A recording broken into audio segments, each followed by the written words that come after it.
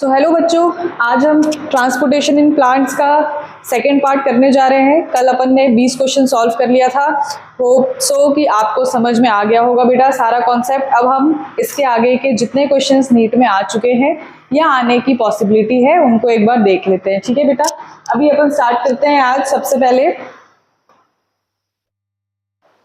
if the concentration of water increases, kinetic energy of water molecules dash and the water potential dash. ठीक है, इस question में बेटा क्या पूछ रहा है आपको? इसमें ये पूछ रहा है कि अगर हम कंसेंट्रेशन ऑफ वाटर बढ़ा देते हैं, ठीक है, वाटर का कंसेंट्रेशन बढ़ा देना का क्या मतलब होता है बच्चों?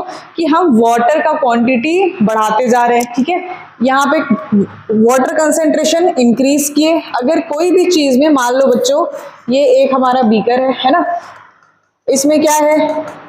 वाटर है। ठीक है, तो हम इस चीज को क्या बोलते हैं कि यार अभी जितने भी वाटर मॉलिक्यूल्स है ना वो आराम से बहुत इजीली घूम सकते हैं। ठीक है, एक मॉलिक्यूल इधर मूव कर रहा है, एक इधर मूव कर रहा है, सब बहुत इजीली एक जगह से दूसरे जगह पे क्या कर सकते हैं बेटा? मूव कर सकते हैं। ठीक है, ये जो मूवमेंट है ये क्या बनाती है? Kinetic energy. ठीक है, इतना फिजिक्स तो आपको पता होगा यार कि जहां भी किसी चीज का मूवमेंट होता है उसको अपन क्या बोलते हैं? Kinetic energy. ठीक है, तो जब वाटर ज्यादा होगा, ऑब्वियस सी बात है वाटर के मॉलिक्यूल्स क्या हो जाएंगे बेटा? ज्यादा हो जाएंगे। वाटर के मॉलिक्यूल ज्यादा हो जाएंगे तो उसका काइनेटिक एनर्जी क्या हो जाएगा? बढ़ जाएगा। ठीक है, जितने ज्यादा मॉलिक्यूल्स उतना ज्यादा मूवमेंट, उतनी ज्यादा काइनेटिक एनर्जी। ठीक है, तो ये अगर काइनेटिक एनर्जी बढ़ रहा है कब? अगर अपन कंसेंट्रेशन ऑफ वाटर को बढ़ा दे रहे हैं। ठीक है, energy of water molecule and the water potential. ठीक है, अभी आपको एक तो पूछा है काइनेटिक एनर्जी के बारे में। काइनेटिक एनर्जी हमको पता चल गया, ये तो भाई क्या होने वाला है? बढ़ने वाला है। अब होता है एक पोटेंशियल एनर्जी। ठीक है, तो बेटा जितनी काइनेटिक एनर्जी बढ़ती है उतना ही पोटेंशियल एनर्जी, मतलब ये बिल्कुल एक दूसरे से कैसे होते हैं? सिमिलर होते हैं। ये फिजिक्स में पढ़ा होगा बेटा आपने कि काइनेटिक एनर्जी और पोटेंशियल एनर्जी क्या होते हैं। भले ये क्या है? एनर्जी एट मोशन है, ये क्या है? एनर्जी एट रेस्ट है। पर अगर काइनेटिक एनर्जी ज्यादा होगी तो पोटेंशियल एनर्जी भी क्या रहेगी बेटा? ज्यादा रहेगी। ये कैसे होते हैं? डायरेक्टली प्रोपोर्शनल होते हैं। ठीक है, तो अगर अपन वाटर मॉलिक्यूल्स या ऐसा बोल सकते हैं कंसेंट्रेशन ऑफ वाटर बच्चों अगर अपन बढ़ा रहे हैं तो क्या कर रहे हैं? वाटर का मॉलिक्यूल्स बढ़ा रहे हैं। वाटर का मॉलिक्यूल्स बढ़ा रहे हैं तो क्या हो रहा है? हर वाटर मॉलिक्यूल बहुत इजीली मूव कर सकता है। मूव कर सकता है तो मतलब उसकी काइनेटिक एनर्जी बढ़ गई। और क्योंकि काइनेटिक एनर्जी और पोटेंशियल एनर्जी क्या होते हैं? डायरेक्टली प्रोपोर्शनल है, तो पोटेंशियल एनर्जी भी क्या हो जाएगा?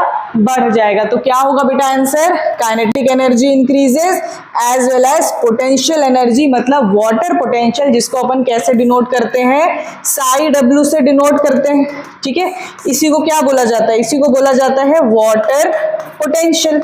ठीक है, तो वाटर पोटेंशियल भी बढ़ेगा और साथ साथ kinetic energy of water molecule भी बढ़ जाएगा। ठीक है, अगर अभी इसमें अपन मान लो बच्चों कुछ सॉल्यूट्स डाल देते हैं। ठीक है, अगर अपन सॉल्यूट डाल दिए तो क्या होता है बेटा? देखो ये मान लो अपना सॉल्यूट है। अब ये क्या था? प्योर वाटर था। ठीक है, प्योर वाटर का हम जानते होंगे प्योर वाटर का वाटर पोटेंशियल कितना होता है बच्चों? 0 होता है। ठीक है, water potential of pure water is 0 और इसी को क्या बोला जाता है? Maximum water potential. क्या बोला जाता है? Maximum water potential. मतलब प्योर वाटर में जितने मॉलिक्यूल्स हैं उनकी जितनी काइनेटिक एनर्जी है उससे जितना वाटर पोटेंशियल बनने वाला है वो मैक्सिमम होने वाला है। ऑब्वियस सी बात है। ठीक है, क्योंकि आप उसमें कुछ भी और ऐड नहीं करने वाले हो, कोई भी सॉल्यूट ऐड नहीं करने वाले हो, कुछ भी सॉलिड पार्टिकल्स या कुछ भी अदर सब्सटेंसेस उसमें ऐड नहीं करने वाले हो, सिर्फ वाटर के मॉलिक्यूल्स हैं, तो उनका मूवमेंट देखा था अपन ने कितना इजी था। ठीक है, तो ऐसे में क्या होता है? वाटर पोटेंशियल अपन इसको बोलते हैं प्योर वाटर का मैक्सिमम होता है और उसको क्या माना गया है बेटा? It is considered to be zero. तो बाकी जितने भी अपन सॉल्यूशन देखते हैं उसका वाटर पोटेंशियल क्या होगा, it will always be less than zero, मतलब वो नेगेटिव में आंसर आने वाला है। समझ में आ रहा है बच्चों क्यों ऐसा होता है? क्योंकि देखो अभी आप अगर ने हमने जैसे ये सॉल्यूट्स बना दिया है, ठीक है, अब ये यहाँ पे क्या होगा बच्चों, ये वाटर मॉलिक्यूल जब मूव करेगा क्या होगा, इस सॉल्यूट से टकराएगा, तो इसका जो मूवमेंट इतना फ्रीली है, हर जगह मूव कर रहा था, अब ये मॉलिक्यूल इससे टकरा रहा है, फिर इससे टकरा रहा है, तो ये सॉल्यूट क्या कर रहे हैं, जो वाटर मॉलिक्यूल्स का मूवमेंट था ना उसको क्या करने लग गए बेटा, हिंडर करने लग गए, ठीक है। जो वाटर मॉलिक्यूल बहुत इजीली जब प्योर फॉर्म में था तो ऐसा मूव कर पा रहा था, अब वो क्या हो गया उसके, अब मैं यहाँ पे अगर ये चेयर रख देती हूँ, ठीक है, तो अब ये मेरा मूवमेंट क्या हो रहा है, ये चेयर रेस्ट्रिक्ट कर दिया, अब इस तरफ अगर टेबल रख दिया तो अब मैं कहाँ कहाँ मूव कर पाऊंगी, बस इतना। तो अगर मैं मूवमेंट कम कर पाऊंगी तो मेरी काइनेटिक एनर्जी भी क्या हो जाएगी बेटा, कम हो जाएगी। वैसे ही वाटर मॉलिक्यूल्स की काइनेटिक एनर्जी क्या हो जाता है, जब अपन कुछ भी दूसरा ऐड कर देते हैं, कुछ सॉल्यूट ऐड कर देते हैं, तो उसमें क्या हो जाता है बच्चों, उसकी काइनेटिक एनर्जी क्या हो जाएगी, कम हो जाएगी। काइनेटिक एनर्जी कम होगी तो पोटेंशियल एनर्जी कम, पोटेंशियल एनर्जी और कुछ नहीं, क्या है बेटा, वाटर पोटेंशियल, ठीक है। तो जब भी अपन कुछ भी ऐड करते हैं तो इसीलिए वाटर पोटेंशियल क्या होने लगता है, कम होने लगता है। इसीलिए वाटर पोटेंशियल कोई भी सॉल्यूशन का हमेशा किस में दिखता है हमको, नेगेटिव, क्योंकि प्योर वाटर का तो हमने मैक्सिमम क्या मान लिया है, जीरो, तो जीरो से कम क्या होगा बेटा, माइनस में आंसर आने लगेगा, ठीक है। ये आपको एक एक्स्ट्रा मैंने बता दिया इसी क्वेश्चन के साथ, क्योंकि यार इस चीज पे भी क्वेश्चन आते हैं, आ सकते हैं, ठीक है। अब आते हैं बेटा अपन नेक्स्ट क्वेश्चन पे, water potential of flaccid cell will B.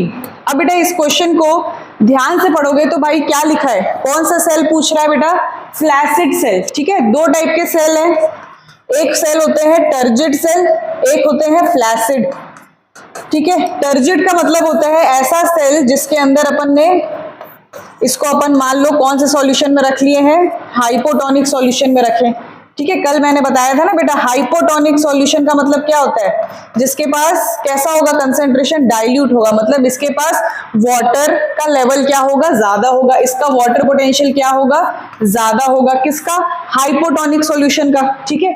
Cell के कंपैरिजन में यहाँ का वाटर पोटेंशियल ज्यादा, यहाँ का वाटर पोटेंशियल अगर कम है तो मूवमेंट कैसे चलता है, from higher water potential to lower water potential, ठीक है। तो यहाँ पे क्या होने लगता है, ये जितना हाइपोटोनिक सॉल्यूशन का वाटर बेस है वो कहाँ जाने लग जाएगा, इस सेल के अंदर जाने लग जाएगा। अब जैसे ही सेल के अंदर पानी आने लगेगा तो वो क्या होगा बेटा, वाटर क्या करेगा, उसके पास क्या है, काइनेटिक एनर्जी है, ठीक है, एनर्जी थी ना, वो अंदर जा रहा है, पोटेंशियल एनर्जी, वाटर पोटेंशियल एक एनर्जी लेके वो अंदर जा रहा है, तो वो क्या करने लगेगा, सेल को धीरे धीरे करके हर तरीके से, मतलब क्या होने लग जाएगा, ये सेल का साइज अगर इतना था, धीरे धीरे करके बढ़ने लग गया, बढ़ने लगेगा तो क्या होने लगता है बेटा, यहाँ पे ये जो सेल के वॉल्स है उसमें क्या क्रिएट करने लगते हैं बेटा, ये प्रेशर क्रिएट करने लगते हैं। सेल कैसा होने लगता है, जैसे अगर अपन बलून में हवा फुलाते हैं, हवा भरते हैं जैसी, तो क्या होने लगता है, पहले बलून छोटे साइज का रहेगा, जैसे ही आप हवा भरोगे तो धीरे धीरे करके क्या होने लगता है बेटा, जो बलून का आउटर मेम्ब्रेन है, आउटर सरफेस है, उसमें अपन क्या कर रहा है, वो हवा प्रेशर क्रिएट कर रहा है, ठीक है। तो ऐसे सेल, ऐसे प्रेशर को अपन क्या बोलते हैं, टर्जर प्रेशर, उसी को अपन बोलते हैं प्रेशर पोटेंशियल। तो ऐसे सेल को अपन क्या बोलते हैं, टर्जिड, ठीक है। अब ये क्या हो गया, पूरा फुल अपना स्वेल्ड अप स्टेज में आ गया है सेल, ऐसे सेल को अपन क्या बोलते हैं, टर्जिड सेल। फ्लैसिड सेल क्या होता है, फ्लैसिड सेल का मतलब अगर अब इसी सेल को अपन ने क्या किया, हाइपरटोनिक सॉल्यूशन में डाल दिया। हाइपरटोनिक का क्या मतलब है भाई, यहाँ पे वाटर पोटेंशियल क्या होगा, कम होगा, ठीक है। सेल का रेस्पेक्ट में वाटर पोटेंशियल सेल के अंदर क्या है बेटा, ज्यादा है। अब बाहर हाइपरटोनिक है क्योंकि वहां पे पानी कम है, तो वाटर कहां से कहां मूव करेगा, from higher water potential to lower water potential, तो सेल के अंदर से पानी बाहर जाने लगेगा। अब प्लांट सेल में अपन ने कल ही डिस्कस किया था बेटा, पानी कहां से पहले जाता है, पहले साइटोप्लाज्म से, उसके बाद फिर वैक्यूल से, ठीक है। तो ये धीरे धीरे करके जैसे ही सेल का पानी बाहर जाने लग जाएगा सेल के अंदर का, जैसे आप बलून को आप मान लो एग्जांपल, फिर से बलून को फुला के जैसे रखा था, उसके अंदर मान लो पानी भर के रखे थे, धीरे धीरे हम उसका पानी हटाते जाएंगे, बाहर करते जाएंगे तो बलून का साइज क्या होते जाएगा बेटा, छोटा होते जाएगा। ठीक है, अब इसके वॉल में बलून का जो वॉल्स है उसमें कोई प्रेशर रहेगा क्या, नहीं रहेगा। क्यों, क्योंकि भाई जो प्रेशर क्रिएट कर रहा था वाटर वो तो बाहर निकलते जा रहा है। क्लियर है बेटा। तो यहाँ पे इस सेल को अपन कौन सा सेल बोलते हैं, फ्लैसिड सेल बोलते हैं। क्यों भाई, क्योंकि ये अपने साइज से क्या हो जाएगा, ये ऐसा छोटा सा सेल बन जाएगा। ठीक है, क्या हो जाएगा, ये छोटा सा बन जाएगा, क्योंकि उसका सारा वाटर कंटेंट जो उसका प्रोटोप्लास्ट कंटेंट है, जो कि मेनली किससे बना होता है, वाटर से, वो कहाँ चला गया, बाहर चला गया। ऐसे सेल को क्या बोलते हैं बेटा अपन, फ्लैसिड सेल। अब बताओ यार water potential of flaccid cell क्या होगा इस क्वेश्चन के हिसाब से। देखो वाटर पोटेंशियल का बेटा आपने एक फॉर्मूला पढ़ा है, water potential is equal to solute potential plus pressure potential. ठीक है, अब अपने को ये जानना है कि अगर water potential of flaccid cell पूछा है तो ये क्या होने वाला है। देखो अब जब भी अपन बात कर रहे हैं फ्लैसिड सेल की बेटा, पानी बाहर चला गया है ना, तो यहाँ पे प्रेशर पोटेंशियल क्या हो जाएगा बेटा, जीरो हो जाएगा। क्या हो जाएगा, प्रेशर पोटेंशियल जीरो हो जाएगा, क्योंकि जो प्रेशर क्रिएट कर रहा था, कौन क्रिएट कर रहा था, वाटर मॉलिक्यूल्स अंदर आके क्रिएट कर रहे थे। जैसे ही वाटर मॉलिक्यूल्स बाहर जाने लग गए उसके मेम्ब्रेन पे, या वो जो वाटर प्रेशर बना रहा था, टर्जर प्रेशर जिसको बोल रहे थे अपन, वो क्या हुआ, वो तो अब जीरो हो जाएगा, एब्सेंट हो जाएगा। तो ऐसे केस में फ्लैसिड सेल में प्रेशर पोटेंशियल क्या हो गया, जीरो हो गया। क्यों, क्योंकि वाटर मॉलिक्यूल्स तो बाहर चले गए। ठीक है, तो ऐसे केस में अब क्या लिखोगे अपन, water potential is equal to solute potential plus zero.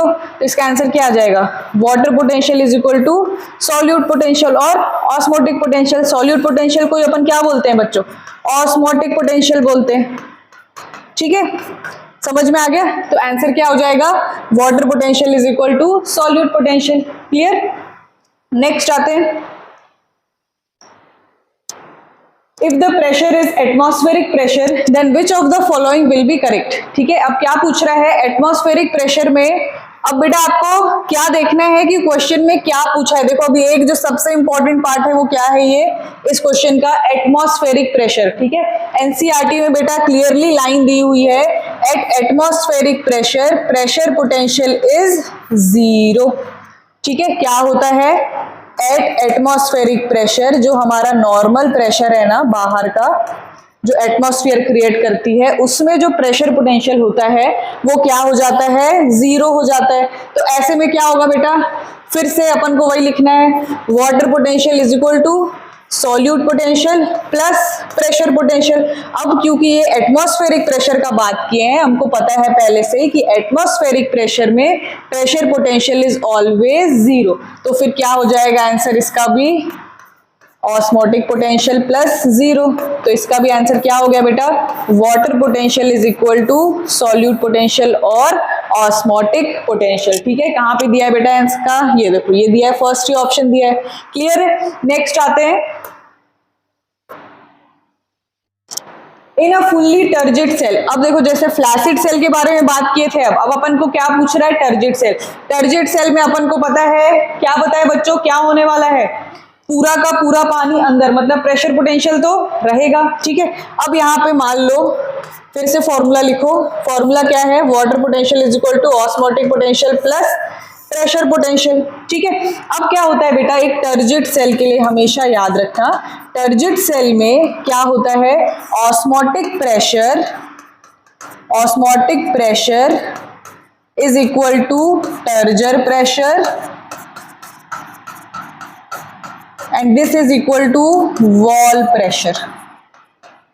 ठीक है, मतलब अंदर ऑस्मोसिस का जो प्रेशर है, जिस प्रेशर से पानी अंदर आया है इन अ टर्जिड सेल, ठीक है, वो जो प्रेशर क्रिएट किया गया है वो किसकी वजह से बेटा, ऑस्मोसिस की वजह से। ठीक है, अंदर जो भी कंटेंट है, या बोल लो यार अंदर सॉल्यूट था, बाहर क्या था, ज्यादा सॉल्वेंट था।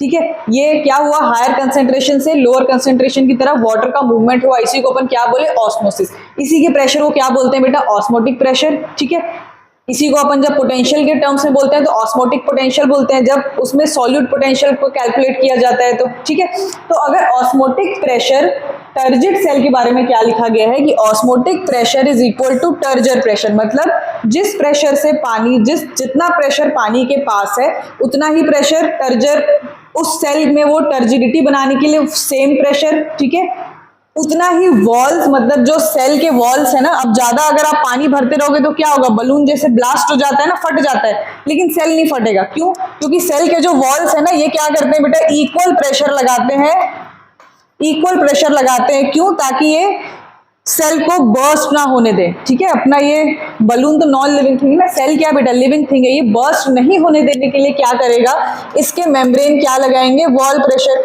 और ये वॉल प्रेशर कितना होना चाहिए, जितना प्रेशर इसको अंदर से वाटर मॉलिक्यूल्स लगा रहे हैं, इसको अपन क्या बोलते हैं, टर्जर प्रेशर। ठीक है, ये क्या हो गया, वॉल प्रेशर। जिस प्रेशर से पानी अंदर आया उसको क्या बोल दिया, ऑस्मोटिक प्रेशर। समझ में आ गया? तो इन टर्जिड सेल ये सब क्या हो जाते हैं, इक्वल हो जाते हैं। क्लियर? फ्लैसिड सेल में क्या होगा, फ्लैसिड सेल की बात करें अगर, तो टर्जर प्रेशर इज इक्वल टू 0। ठीक है, अभी अपन ने पढ़ा, क्योंकि क्या हुआ वहां पे, पानी पूरा का पूरा पानी निकल गया। समझ में आ रहा है बच्चों? प्लाज्मोलाइज्ड सेल का अगर बात करें, प्लाज्मोलाइज्ड सेल क्या होता है, प्लाज्मोलाइज्ड सेल का मतलब होता है सेल पूरा का, ऐसा अगर सेल बनाया था तो उसमें क्या होता है, पूरा का पूरा जो प्लाज्मा कंटेंट होता है वो श्रिंक होके अंदर चला जाता है। ठीक है, तो अभी इसमें क्या हो जाता है, ये जो टर्जर प्रेशर है वो कैसा हो जाता है बेटा, नेगेटिव हो जाता है। क्या हो जाता है, नेगेटिव हो जाता है। तभी तो वो क्या हो रहा है, अंदर अंदर सिकुड़ता जा रहा है, मतलब आप नेगेटिव, ऐसा पुलिंग फोर्स हो गया है। ठीक है, पुलिंग फोर्स हो गया, तभी आपका ये जो प्रोटोप्लास्ट है वो क्या हो रहा है, अंदर अंदर सिकुड़ता जा रहा है। तो in a plasmolysed cell turgor pressure is negative, in a flaccid cell turgor pressure is 0, और in a turgid cell osmotic pressure is equal to turgor pressure which is equal to wall pressure। समझ में आ गया बच्चों? अब अगर अपन देखें, अगर हमने क्या बोल दिया, osmotic potential, osmotic pressure is equal to turgor pressure. ठीक है, अब एक और फॉर्मूला होता है जिसमें अपन बोलते हैं ऑस्मोटिक प्रेशर कैसे डिनोट करते हैं बेटा, पाई से। पाई क्या होता है, it is negative of osmotic potential. क्या होता है, it is negative of osmotic potential. तो ऑस्मोटिक प्रेशर हमारे पास पता है कि it is equal to turgor pressure. ठीक है, तो अपन इसी को क्या कर लोगे बेटा, सिंपल मैथ्स लगाना है। अभी आपके पास वाटर पोटेंशियल निकालना है अगर, तो आपके पास इसका वैल्यू है सॉल्यूट पोटेंशियल का। सॉल्यूट पोटेंशियल का क्या वैल्यू है, माइनस को इधर से इधर ले आए, ये क्या है, ऑस्मोटिक प्रेशर है। यही क्या है, फॉर ए टर्जिड सेल क्या हो जाएगा, यही ऑस्मोटिक प्रेशर है, यही टर्जर प्रेशर है, और यही वॉल प्रेशर है। ठीक है, यही अपना प्रेशर पोटेंशियल है, मतलब क्लियर एक हिसाब से। तो ये जो अपना पाई है इसको अपन लिख सकते हैं माइनस ऑस्मोटिक पोटेंशियल, और यहाँ पे जो प्रेशर पोटेंशियल है वो क्या है, ठीक है, ये क्या है, मतलब minus of pressure potential plus of pressure potential. तो क्या हो जाएगा, वाटर पोटेंशियल का वैल्यू इज इक्वल टू 0, क्योंकि ये दोनों का क्या है, for a turgid cell osmotic potential is equal to pressure potential. पर ऑस्मोटिक पोटेंशियल का ये जो अपन डिनोट करते हैं बेटा, इट इज ऑलवेज नेगेटिव। ठीक है, उसका साइन क्या रहेगा, हमेशा नेगेटिव रहेगा। प्रेशर बेटा हमेशा किस में रहता है, पॉजिटिव रहता है। क्यों भाई, लेकिन एक्सेप्ट फॉर जाइलम, मतलब जाइलम में जब ट्रांसपिरेशन पुल होता है ना, उसी समय बस ये नेगेटिव प्रेशर होता है, नहीं तो जनरली प्रेशर कैसा रहता है, पॉजिटिव। तो यहाँ पे इन दोनों का वैल्यू सेम है, बस यहाँ पे माइनस रहेगा साइन, यहाँ पे क्या रहेगा, प्लस साइन रहेगा। तो ये माइनस प्लस क्या हो जाएगा बेटा, कट जाएगा, 0 हो जाएगा, सिंपल। ठीक है, तो water potential is equal to 0। समझ में आ गया बच्चों, क्लियर है? फिर से देख लो, क्या याद रखना है, सीधे याद रखना है, for turgid cell osmotic pressure is equal to turgor pressure which is equal to wall pressure. Flaccid cell के लिए टर्जर प्रेशर क्या है, 0 है। प्लाज्मोलाइज्ड सेल के लिए टर्जर प्रेशर क्या है बेटा, नेगेटिव है। ठीक है, इसके बाद हमने ये फॉर्मूला पता है। ठीक है, इसमें हमको इस पूरे थ्योरी से इतना पता चल गया था कि ये जो सॉल्यूट पोटेंशियल है, प्रेशर पोटेंशियल है, इन दोनों का वैल्यू क्या हो गया, सेम हो गया। क्यों? क्योंकि हम जानते हैं कि ये सेल कौन सा सेल पूछा है बेटा, टर्जिड सेल पूछा है। ठीक है, लेकिन जो हम सॉल्यूट पोटेंशियल लिखते हैं इट इज ऑलवेज नेगेटिव। तो बस ये क्योंकि नेगेटिव है और इसका वैल्यू इससे सेम है और ये पॉजिटिव है, तो ये माइनस प्लस हो जाता है, माइनस करके क्या हो जाएगा, 0 आ जाएगा। क्लियर है? नेक्स्ट आते हैं, refer to the given figure and select the correct statement. ठीक है, अब ये फिगर देखो क्या लग रहा है इसमें। अभी इसमें क्या पूछा है, solution of chamber B has a lower water potential than chamber A. ठीक है बेटा, अभी वाटर पोटेंशियल हमने क्या बोला, वाटर पोटेंशियल सबसे ज्यादा किसका होता है? प्योर वाटर का। क्यों? क्योंकि उसमें वाटर मॉलिक्यूल्स इजीली मूव कर सकते हैं, जितना वो मूव करेंगे उतनी ज्यादा काइनेटिक एनर्जी, उतना ही ज्यादा क्या होगा? Potential energy. क्लियर है? उतना ही ज्यादा वाटर पोटेंशियल। अब अगर आप सॉल्यूट ऐड करते जाओगे तो वाटर पोटेंशियल क्या होने वाला है? कम होने वाला है। तो अभी सॉल्यूट किस में ज्यादा दिख रहा है? बी में, तो इसका वाटर पोटेंशियल क्या होगा? कम। इसका वाटर पोटेंशियल क्या होगा? ज्यादा। ठीक है, next, solution of chamber B has a lower water potential than chamber A. हाँ, ये सही है ना? Solution of chamber A has a lower solution potential than chamber B. Solution potential तो कुछ है, होता है क्या बेटा?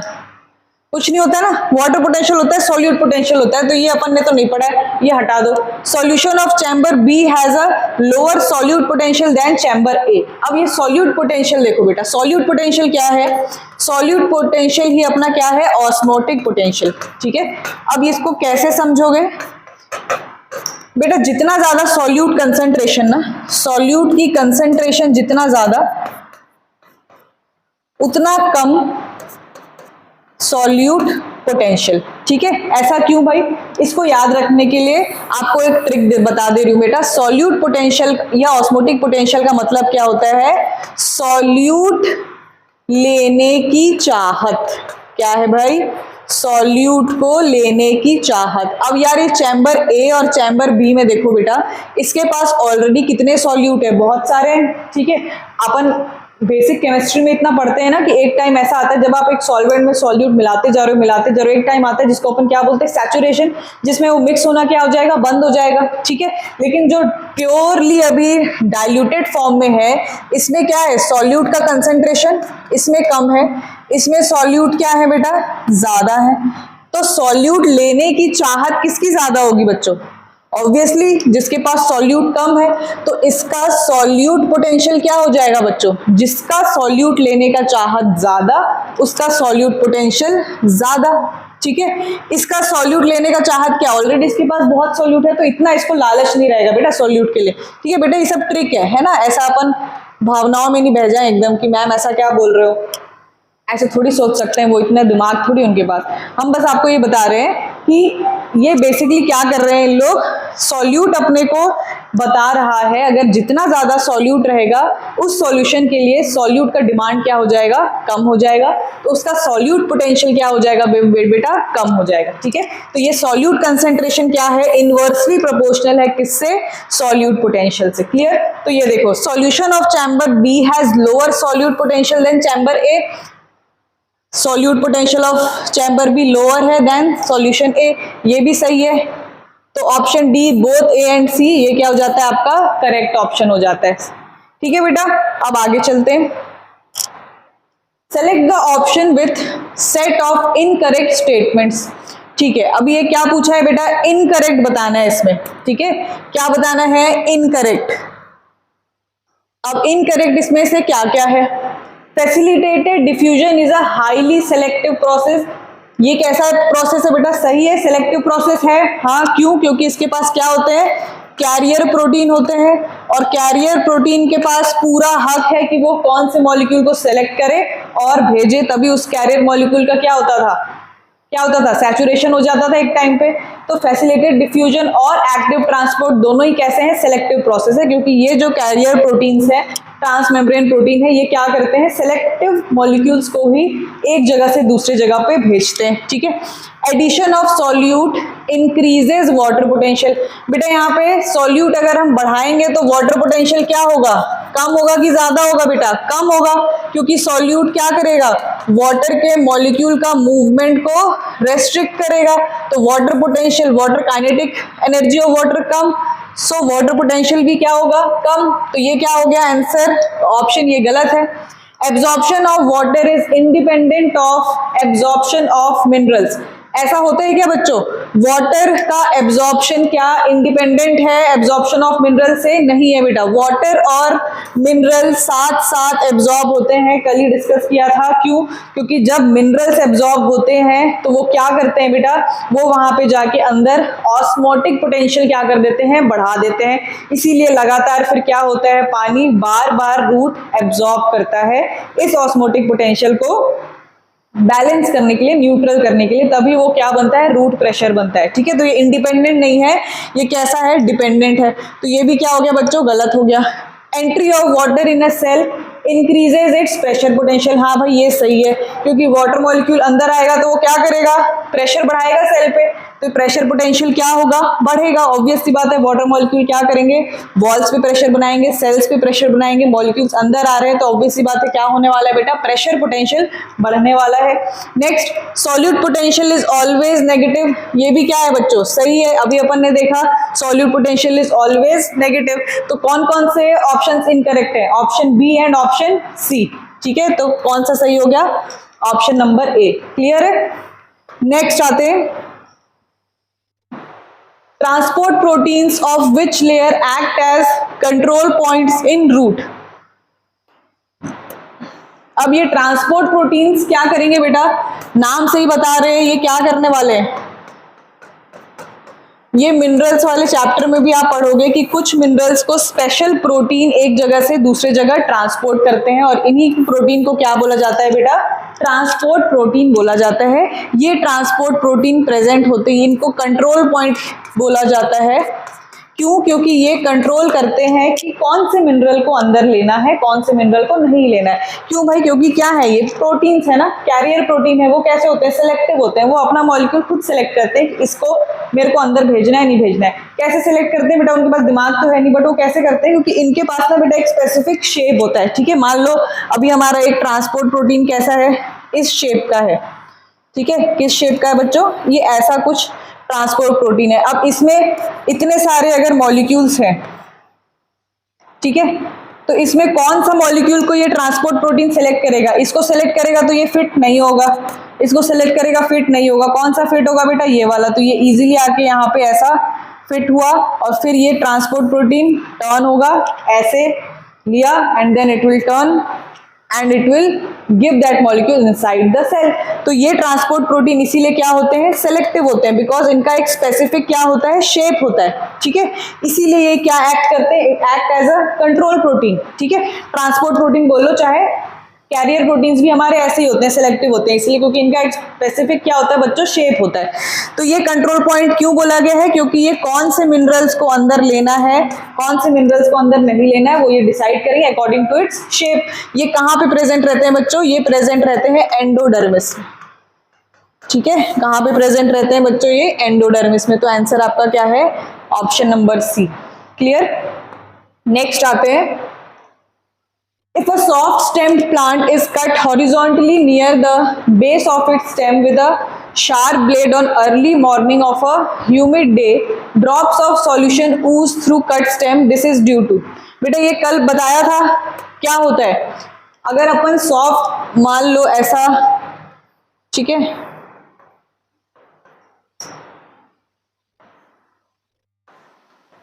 ये ऐसा स्टेम था, अपन ने क्या कर लिया, इसको कट कर दिया। अब क्या होने वाला है, यहाँ पे अपन जब भी वाटर जाता है वो क्या करता है, साथ साथ कौन जाता है बच्चों, मिनरल्स एब्जॉर्ब होते हैं। ठीक है, मिनरल्स एक्टिवली भी एब्जॉर्ब होंगे और पैसिवली एब्जॉर्ब होंगे।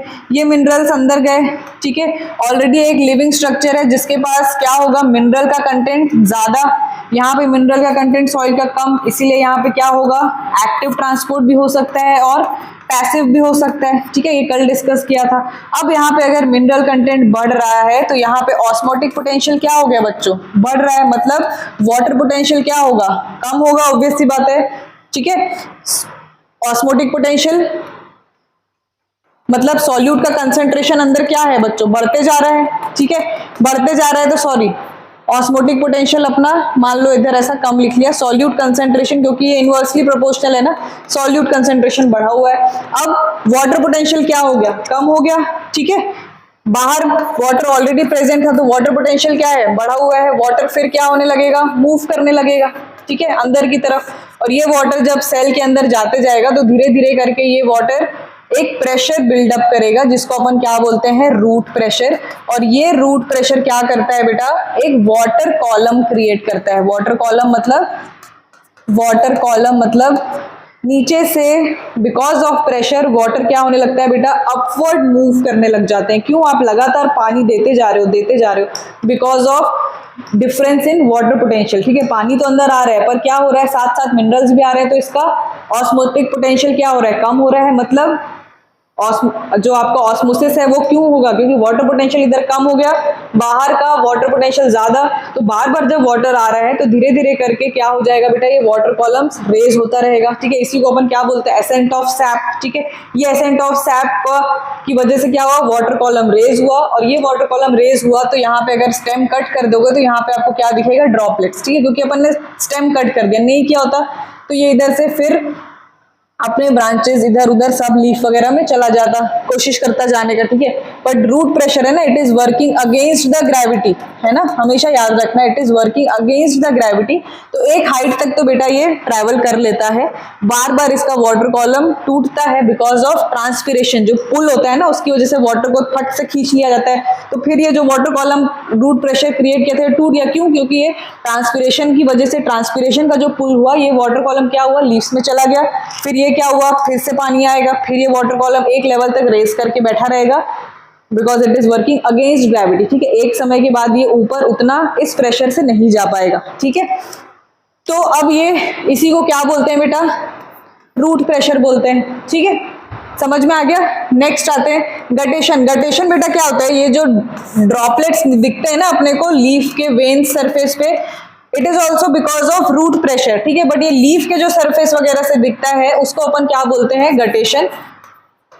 वहां पे क्या होते हैं, हाइडाथोड्स प्रेजेंट होते हैं जिससे ये वाटर ड्रॉपलेट्स दिखता है। बट प्रोसेस पूछा है ना, तो प्रोसेस किसकी वजह से हुआ है, this is due to root pressure. ये तो बस प्रोसेस का नाम है, ब्लीडिंग नहीं बोलते, ट्रांसपिरेशन पुल नहीं, ये ट्रांसपिरेशन पुल नहीं है। ट्रांसपिरेशन पुल में क्या होता है, ये कैसा है, रूट प्रेशर पॉजिटिव प्रेशर है ना।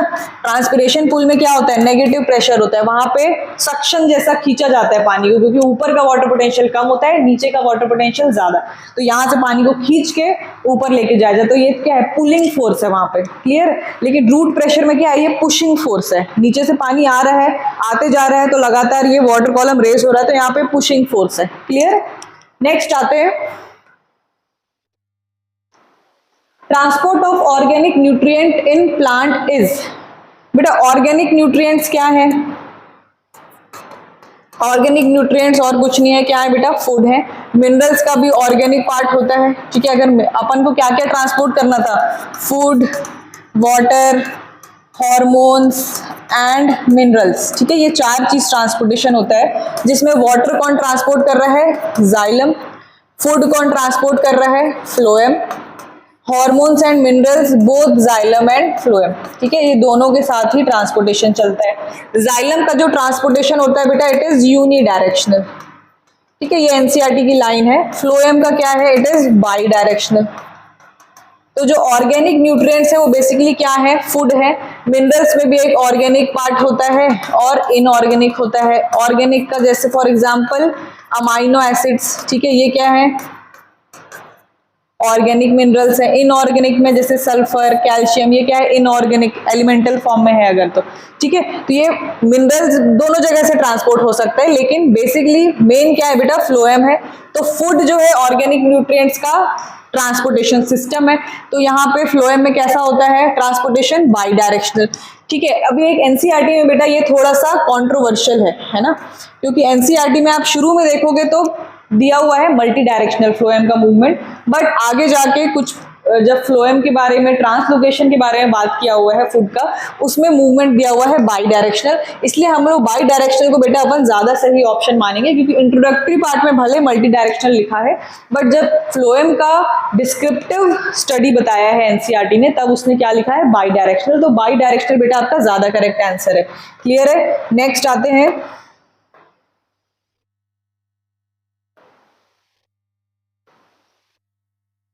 Water channels are made up of dash types of aquaporins. ठीक है, अभी ये बेटा ये प्लांट में स्पेशल टाइप के एक्वापोरिन्स होते हैं। पोरिन्स क्या होते हैं, सबसे पहले पोरिन्स का मतलब होता है लार्ज साइज के पोर।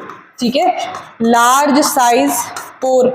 ये पोरिन्स बेटा अगर आपको याद होगा तो जितने अपन ने डबल मेम्ब्रेन ऑर्गेनेल है जैसे माइटोकॉन्ड्रिया हो गया, ठीक है, क्लोरोप्लास्ट हो गया, इनका आउटर मेम्ब्रेन होता है और इनर मेम्ब्रेन होता है। तो ये आउटर मेम्ब्रेन में प्रेजेंट होते हैं यूजुअली, ये क्या है, पोरिन्स, ठीक है, जितने अपने डबल मेम्ब्रेन है, क्लोरोप्लास्ट, ठीक है, माइटोकॉन्ड्रिया, और अपने बैक्टीरियाज में भी प्रेजेंट होते हैं बेटा, प्रोकैरियोट्स में भी ये पोरिन्स प्रेजेंट रहते हैं। तो ये क्या है, लार्ज साइज के पोर हैं, ये क्या करते हैं, प्रोटीन मॉलिक्यूल का ट्रांसफर कराते हैं डायरेक्टली, ठीक है। कुछ लार्ज साइज के पोर है, मतलब बड़ा पोर है जो एक मॉलिक्यूल को अंदर जाने का रास्ता दे रहा है, ठीक है, ऐसा समझ लेना। तो वाटर चैनल्स जो होते हैं ना प्लांट्स में, उनमें भी एक ऐसे ही स्पेशल पोरिन्स रहते हैं जिसको अपन क्या बोलते हैं, वाटर जो ट्रांसपोर्ट कराएंगे उनको क्या बोलेंगे बेटा, एक्वा पोरिन्स। एक्वा का मतलब क्या है, वाटर। तो ये जो वाटर चैनल है वो भी बना होता है किससे, एक्वा पोरिन्स से, मतलब लार्ज साइज पोर्ड रहता है। तो प्लांट में ये कितने टाइप्स के रहते हैं बेटा, 8 टाइप के रहते हैं, ठीक है, ये एनसीईआरटी में क्लियरली लाइन मेंशन्ड है, 8 types of aquaporins are present in plants, ठीक है।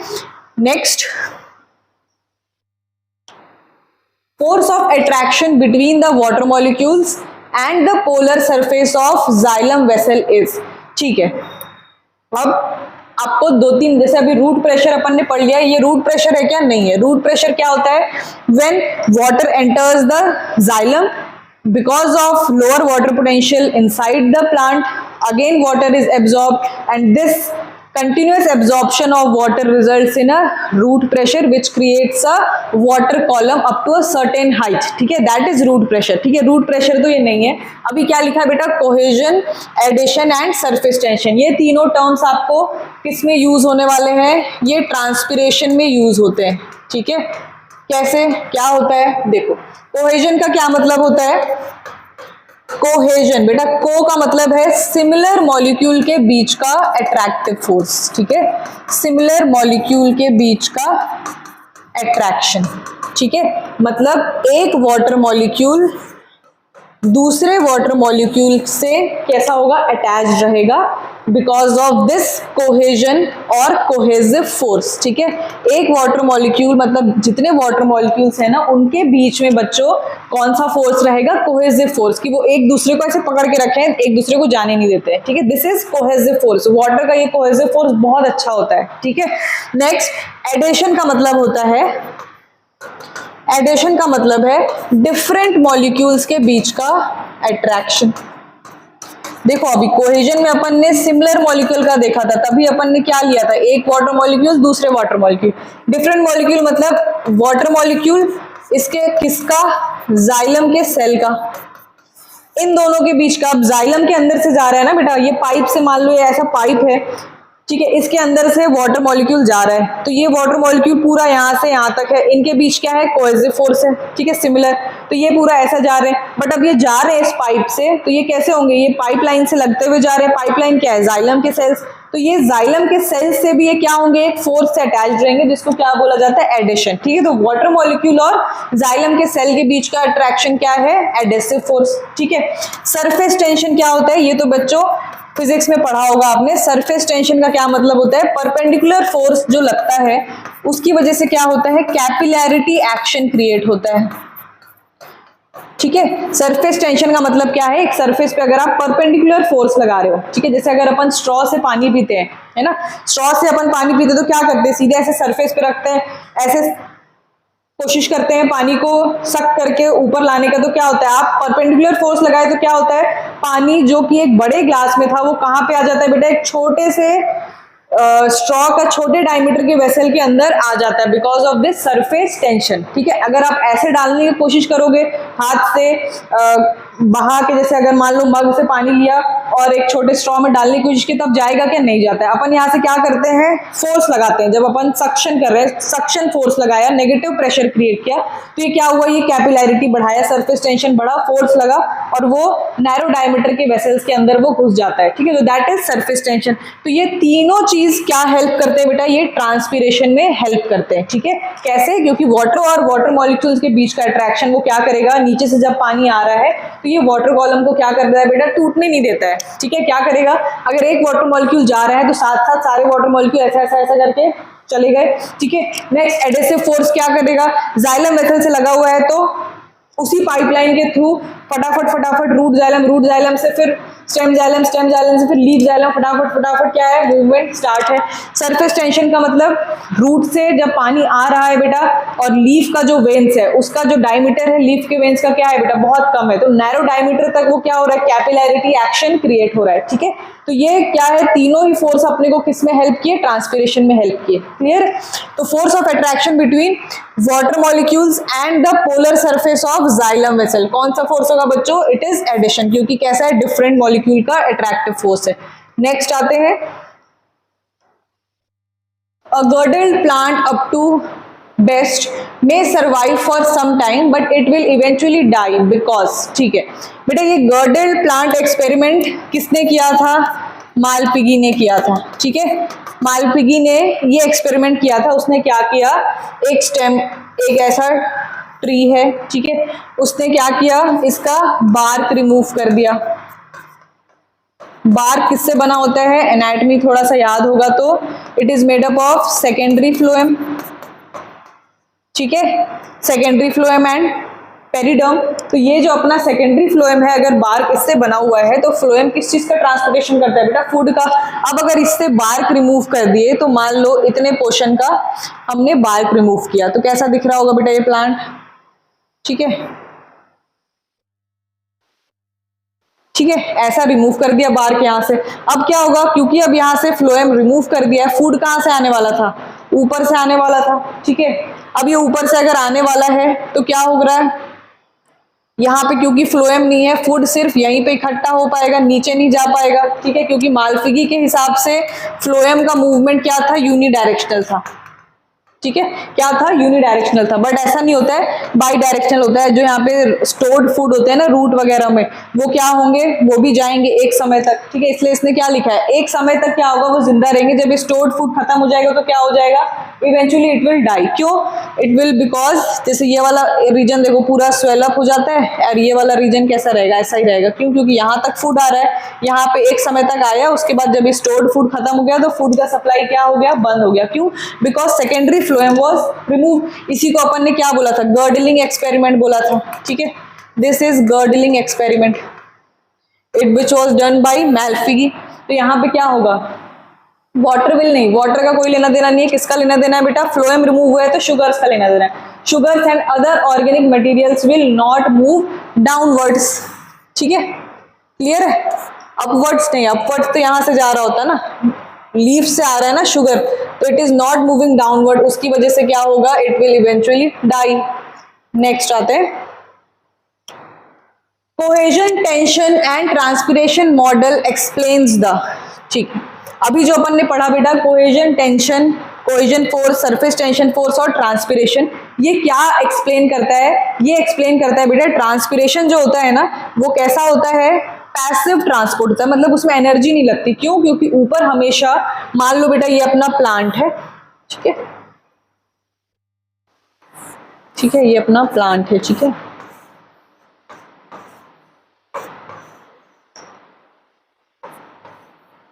दिस इज रूट,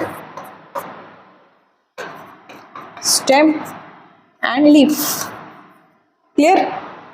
अब यहां से वाटर जा रहा है तो नीचे का वाटर पोटेंशियल, सॉइल का वाटर पोटेंशियल हमेशा क्या है, ज्यादा है, तभी इसकी वजह से क्या हो रहा था, पानी अंदर आ रहा है। ठीक है, अब यहाँ पे लीफ पे जैसे ही पानी सप्लाई हुआ, क्योंकि इस लीफ को क्या करना है, फोटोसिंथेसिस, वाटर यूज हो गया, वाटर यूज होने के बाद कुछ तो भी ट्रांसपिरेशन हुआ।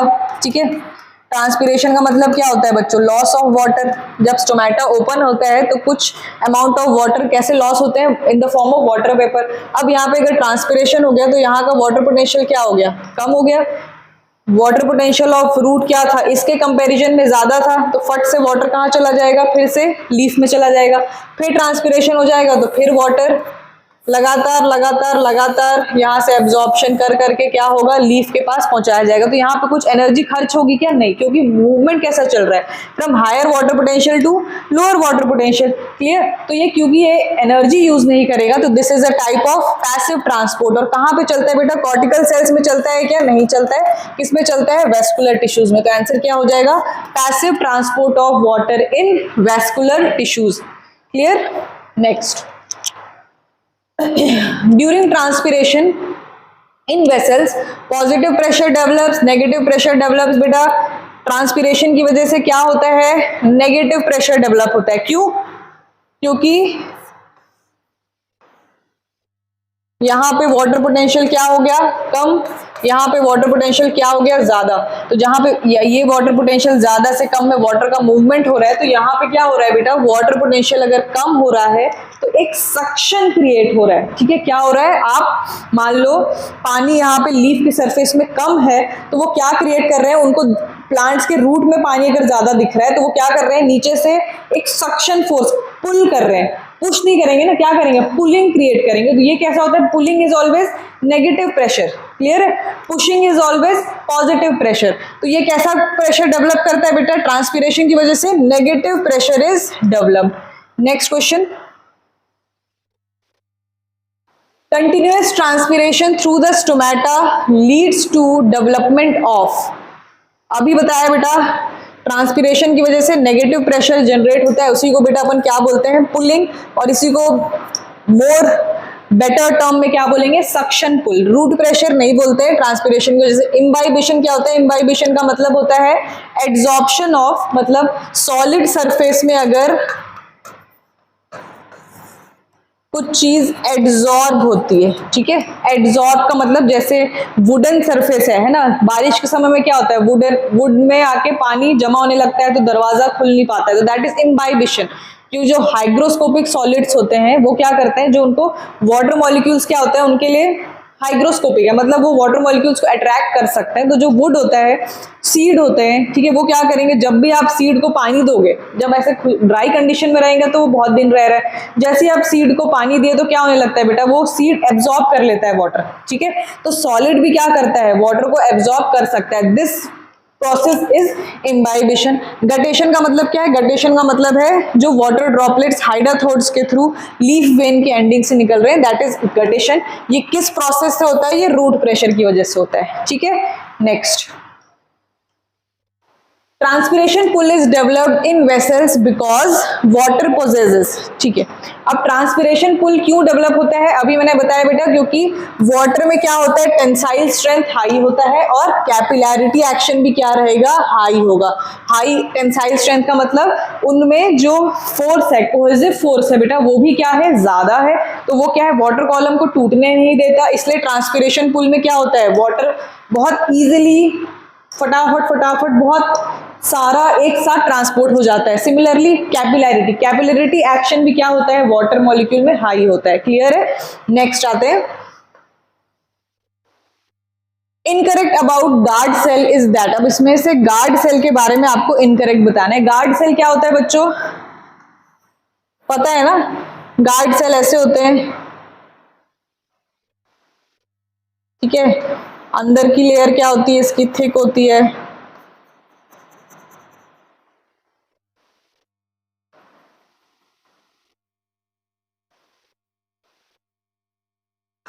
इसके आजू बाजू क्या होते हैं, एसेसरी सेल्स और सब्सिडियरी सेल्स बोलते हैं इसको।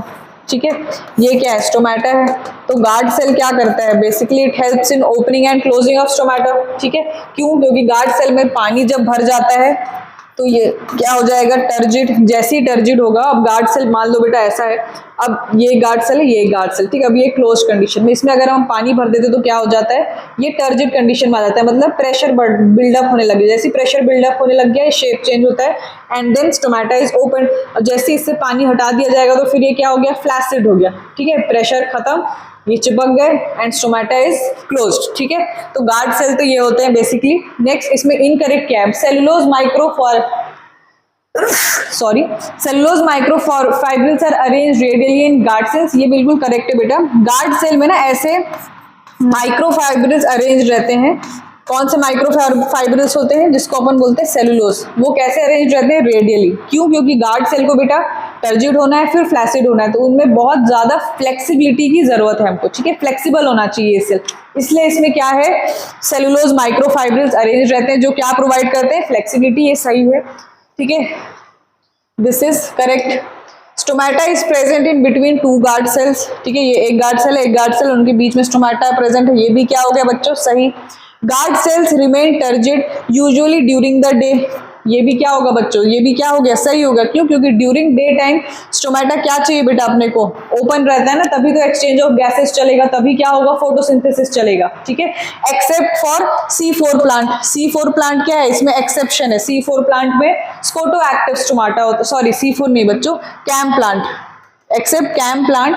कैम प्लांट में क्या होता है, स्कोटो एक्टिव स्टोमाटा होता है जो नाइट में ओपन होता है। मोस्टली प्लांट में क्या होगा, गार्ड सेल्स कब होगा टर्जिड, ड्यूरिंग डे, क्योंकि उसको क्या करना है, स्टोमाटा को ओपन करना है। तो ये भी स्टेटमेंट क्या है, करेक्ट। तो इनकरेक्ट तो इसमें से कोई भी नहीं है, तो क्या सही हो जाएगा, none of this. Clear. Next आते हैं, all of the following events occur during opening of stomata except. ठीक है, गार्ड सेल्स बिकम टर्जिड, बेटा ये तो सही होगा, टर्जिड होगा तभी क्या होता है, स्टोमाटा ओपन होता है। Outer wall of guard cells bulge out, है ना, हमने देखा था अभी आउटर वॉल क्या हुआ था, ये बल्ज आउट हुआ था। ठीक है, इसी को तो अपन क्या बोल रहे थे, टर्जिडिटी बोले थे, ये भी सही है। Cell surrounding the guard cells lose water. Cell surrounding the guard cell, बेटा cell surrounding the guard cell क्या है, एक्सेसरी सेल्स। एक्सेसरी सेल्स का ही मतलब क्या होता है, दे आर हेल्पिंग सेल्स। तो जो पानी आ रहा होता है ना गार्ड सेल के पास, जो हम बोल रहे हैं कि पानी भर जाता है गार्ड सेल में तो वो टर्जिड हो जाता है, पानी चला जाता है तो फ्लैसिड हो जाता है। ये पानी दे कौन रहा होता है बच्चा, ये एक्सेसरी सेल्स और सब्सिडियरी सेल्स। तो जब गार्ड सेल के पास ओपनिंग के टाइम पे क्या चाहिए, पानी चाहिए, तो ये वाले सेल्स क्या करते हैं, अपना वाटर लूज करते हैं। तो ये भी क्या हो गया, सही हो गया। इनर वॉल इज थिक, हाँ, गार्ड सेल का इनर वॉल क्या होता है, थिक होता है, सही है। सो रिमेन स्टैटिक, स्टैटिक नहीं रहता है बेटा। स्टैटिक का मतलब क्या होगा कि ये मूव ही नहीं करेगा, मूव तो करता है ना, थिक रहता है बट ये क्या होता है, धीरे धीरे करके मूवमेंट तो आता है, इट इज नॉट स्टैटिक। तो ऑप्शन क्या इनकरेक्ट है, option number D, because of this static वाला point, inner wall is thick, तो सही है। क्लियर। नेक्स्ट आते हैं, Which of the following is not an external factors affecting transpiration। ठीक है, अभी ट्रांसपिरेशन को बच्चों बहुत सारे फैक्टर्स अफेक्ट करते हैं, external factors and internal factors. External factors में आपके टेम्परेचर हो जाता है, लाइट हो जाता है। इंटरनल फैक्टर्स में number of stomata, number of leaf, ठीक है, जेनेटिक्स, ठीक है। तो ये सब जो जितनी चीजें हैं एनसीईआरटी में जो दी हुई है वो different different types of factors है। अब इसमें से हमको बताना है कि इसमें से कौन से एक्सटर्नल फैक्टर नहीं है। एक्सटर्नल फैक्टर का मतलब ही क्या होता है बच्चों, जो बाहर से मिलने वाला है, लाइट बाहर से मिलने वाला है, this is external factor, correct है। टेम्परेचर भी एक्सटर्नल फैक्टर है। ह्यूमिडिटी अराउंड प्लांट, सही है। जितना ज्यादा लाइट रहेगा उतना ज्यादा क्या होगा, ट्रांसपिरेशन। टेम्परेचर ज्यादा होगा तो ट्रांसपिरेशन क्या होगा, बढ़ेगा बढ़ेगा। ह्यूमिडिटी अराउंड प्लांट ज्यादा रहेगा तो ट्रांसपिरेशन क्या हो जाएगा, कम हो जाएगा, ठीक है, क्योंकि पानी बाहर का वाटर पोटेंशियल क्या हो जाएगा, बढ़ जाएगा कि कम हो जाएगा। ह्यूमिडिटी में क्या है, वाटर पोटेंशियल, पानी वाटर मॉलिक्यूल्स आगे, वाटर पोटेंशियल ज्यादा है तो why leaf will give water to atmosphere, ठीक है। ह्यूमिडिटी में से ट्रांसपिरेशन कम। वाटर स्टेटस ऑफ प्लांट, ये कोई एक्सटर्नल फैक्टर है क्या, नहीं है, ठीक है। दिस कैन बी इंटरनल, ठीक है। नेक्स्ट आते हैं, match column 1 with column 2 and select the correct option from the codes given below, ठीक है। अभी अपने को क्या सेलेक्ट करना है, देखो बच्चों, वेन एंडिंग, वेन एंडिंग से क्या होता है, गटेशन होता है, ठीक है। अभी हमने पढ़ा इसी वेन एंडिंग में क्या प्रेजेंट रहते हैं, हाइड्रोथ्रोड्स प्रेजेंट रहते हैं, ठीक है। नेसेसरी एविल, ट्रांसपिरेशन को क्या बोला जाता है, नेसेसरी एविल। क्यों, क्योंकि ट्रांसपिरेशन से वाटर लॉस तो हो रहा है, दैट इज वेरी डेंजर्ड, है ना, बहुत प्लांट के लिए बहुत खतरा है कि भाई पूरा वाटर लॉस होते जा रहा है। बट इसी ट्रांसपिरेशन की वजह से क्या हो रहा है, वाटर का ट्रांसपोर्टेशन भी तो हो रहा है। तो भाई ट्रांसपिरेशन दुश्मन तो है, पर कैसा दुश्मन है बच्चों, नेसेसरी दुश्मन है। मतलब इस दुश्मन की हमको जरूरत है, किसको जरूरत है, प्लांट्स को जरूरत है, because for transportation of water, ठीक है। तो नेसेसरी इविल क्या है अपना, ट्रांसपिरेशन। सेमी परमेबल, ऑस्मोसिस के दौरान हमको लगता है सेमी परमेबल मेम्ब्रेन, ठीक है। कोहेजन, ट्रांसपिरेशन पुल, ठीक है, कोहेजन की वजह से ट्रांसपिरेशन पुल क्रिएट होता है। स्टोमेटा क्लोजर, ABA क्या है, एब्सिसिक एसिड, ठीक है। ये अपन प्लांट ग्रोथ हार्मोन्स में पढ़ेंगे कि जो एब्सिसिक एसिड एक प्लांट ग्रोथ रेगुलेटर है या प्लांट हार्मोन है जो क्या करता है, it helps in closing of stomata, ठीक है। तो अभी अपना A4, ठीक है, कहाँ कहाँ है A4, हाँ, तो मतलब ऑप्शन C और D तो हटा दो, ये दोनों में है। अब B का अपना क्या है 1, इसमें भी B 1 है, चलो। सेमी परमेबल C का क्या है 2, किस में है भाई, सी का 2, बाकी ऑप्शन भी चेक कर लेते हैं। डी का 3, देखो कोहेजन ट्रांसमिशन डी का 3 है, स्टोमेटल क्लोजर 5, ठीक है। तो ऐसे आपको पूरे ऑप्शन एक बार चेक, एक बार टैली बेटा करने ही है, क्लियर है। तो बेटा ये इतने क्वेश्चंस हैं आपके अभी तक जो आए हैं ट्रांसपिरेशन में। इसके बाद अपन नेक्स्ट मिनरल न्यूट्रिशन स्टार्ट करेंगे। अभी यहाँ तक जितने क्वेश्चंस पढ़ चुके हैं अपन, उसमें हमने सारे बेटा बेसिक कॉन्सेप्ट्स कवर कर लिए हैं ट्रांसपिरेशन के, ट्रांसपोर्टेशन के। और इस चैप्टर में मैक्सिमम 2 to 3 क्वेश्चंस आते हैं, कभी कभी 1 क्वेश्चन भी आया हुआ है। तो आपका मेनली जो आपका ये water potential, osmotic potential and transpiration वाले पार्ट से बेटा ज़्यादा क्वेश्चंस आते हैं, उसमें कॉन्सेप्चुअल पार्ट ज़्यादा है। अभी अपन ने जितने कॉन्सेप्ट क्लियर किए हैं उससे आप इजीली बहुत आराम से सॉल्व कर पाओगे बच्चों इसके क्वेश्चन। आपको कुछ भी डाउट होगा तो आप कहाँ पूछ सकते हो, कमेंट सेक्शन में पूछ सकते हो, या एसवी एजुकेशनल एकेडमी रायपुर में आके मुझसे मिल सकते हो। क्लियर है बच्चों। इसके बाद अपन स्टार्ट करेंगे मिनरल न्यूट्रिशन। तब तक के लिए बाय बाय, टेक केयर।